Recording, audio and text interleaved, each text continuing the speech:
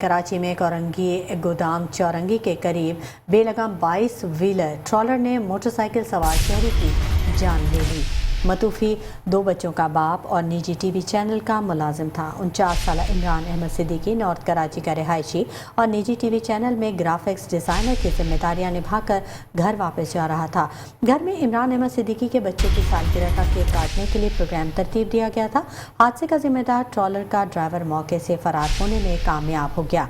Trawler को police ने कब्जे में ले लिया है। तहकीकात और तफ्तीश का अमल ताहाल जारी है।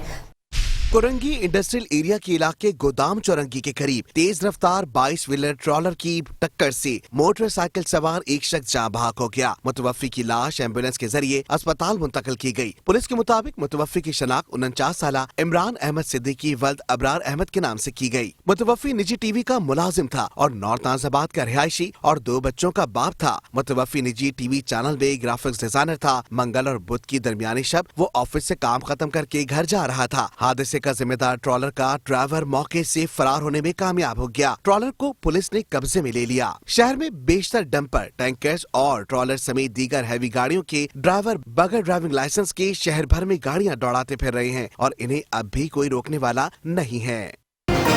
मेट्रो 1 न्यूज़, हर पल की खबर।